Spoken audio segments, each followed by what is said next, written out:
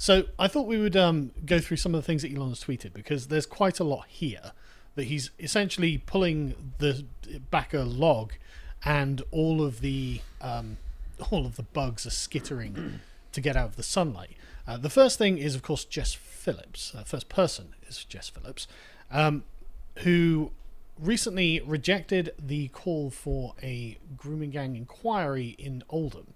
So Oldham Council had messaged the government and asked for a government inquiry into the scandal there, and she had essentially kicked it back to them, saying, no, I'm confident that you can do the inquiry yourselves. Now, there's two ways of looking at this. The first is that she doesn't want the inquiry to go across and go forward, or the second is that she's lazy and thinks that this will simply be something she would have to deal with, and therefore just kicks it back because she doesn't want to have any interaction with it, because of course that would be work she would have to do.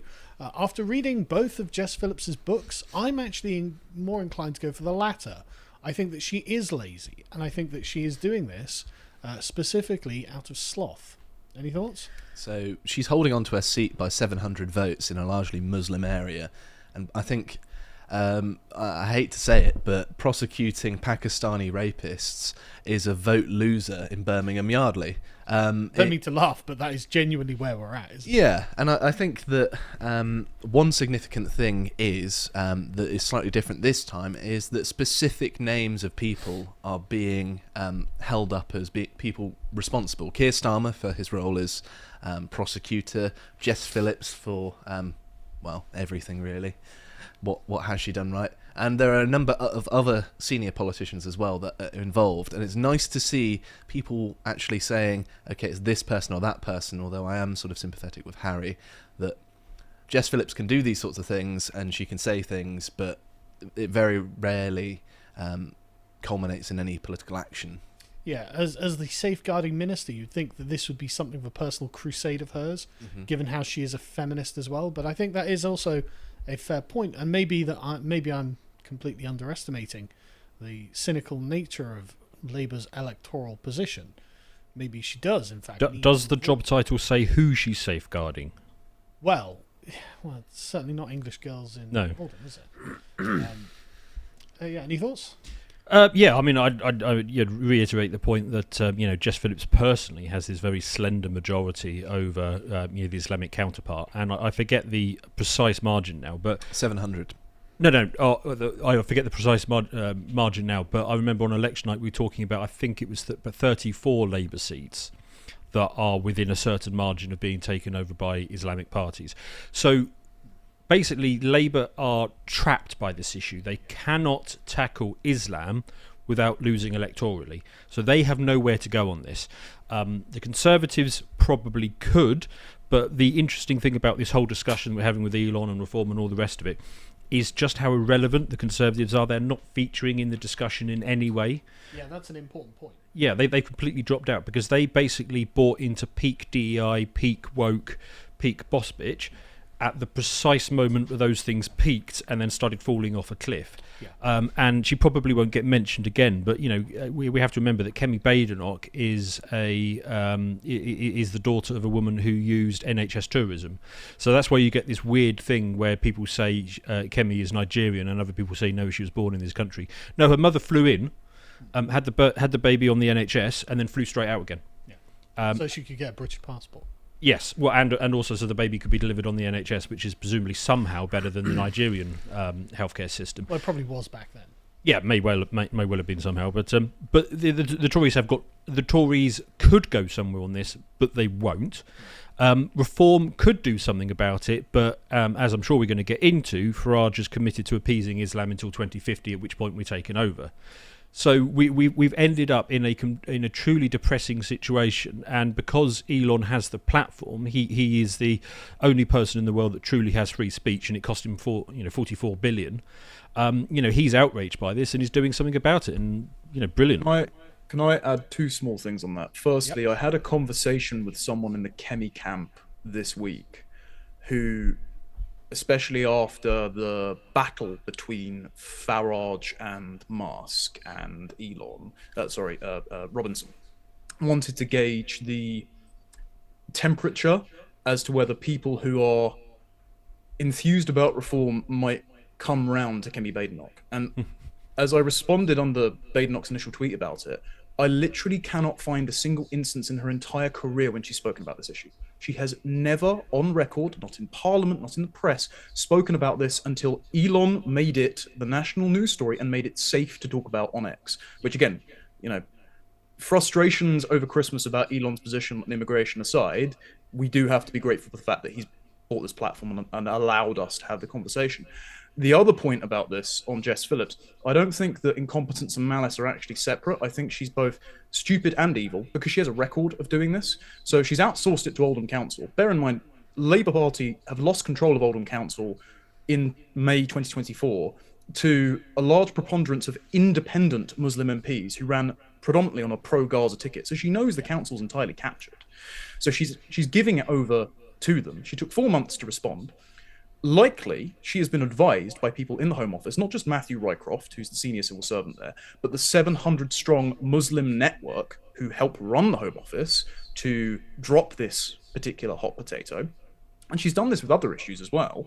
So under her watch, Raiku, the propaganda unit I keep banging on about in the Home Office, in November, published a report that even the Labour Party ran screaming from because they said, and I quote, "The grooming gangs is a right-wing extremist grievance narrative."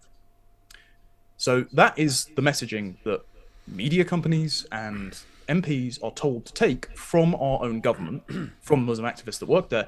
And also when civil servants actually asked Jess Phillips for data on crimes, particularly sex crimes committed by foreign nationals last year, she and Rycroft completely snubbed and ignored them. And that was reported on by Stephen Edgington over at GB News. So she is both an idiot and also entirely complicit in this cover-up because she's outsourced it to Muslim activists at every stage that she has been asked to intervene. So can I just pick up on a point you said there, Connor? You said a 700-strong network in the Home Office. Are you saying that the Home Office has been fully compromised by Islam at this point? Have you It has seen the been staff? quite some time ago. Yeah, the Home Office Islamic network was suspended last year by Oliver Dowden when he was Deputy Prime Minister to be investigated for support for Hamas, and then they were just completely reinstated under Labour. By the way, the same. So what's quite interesting, there was a report at the same time that Muslim Council of Britain report came out about GB News. There was a report that used hope not hate polling by Dame Sarah Khan, Michael Gove's anti-extremism advisor, that said that, you know, there are all sorts of anti-Islamic conspiracy theories floating around, and the Home Office and the Cabinet Office need to set up new surveillance networks for Andrew Tate clips and people like us. What's funny is Sarah Khan worked under Raiku, and her sister is the deputy head of Raiku. So you've got a literal family of Muslim activists controlling the narrative about Islam in this country, and the government's own top-down, don't look back in anger directed response anytime there's an Islamic terror attack. That's who's controlling the policy in this country. Okay, well that's interesting, because even if reform were to sweep into power tomorrow, they wouldn't be able to do anything unless they were prepared to basically do a wholesale clear out of the civil service. Yeah, you need a day one Great Repeal Act. You need to get rid of the Constitutional Reform Act, the Equality Act, and as well, bear in mind, the reason none of these people get sacked is because they get a year's severance pay. So you'd also have to pay them for a year the moment you cut their jobs. So it's just an absolute rat's nest of activists. Right, well, let's move on to Elon Musk's view on Keir Starmer. It's important to not go down the sloth accusation, I think, because we have so much evidence that suggests that it is actually, they know this is the conversation that needs to be had at a national level, and it's a loss for Labour. So they are picking the option that is less of a loss for them, I think. I think that's a fair point. So Elon Musk has been tweeting that Starmer is complicit in the crimes because there seems to be evidence that Starmer may well have, I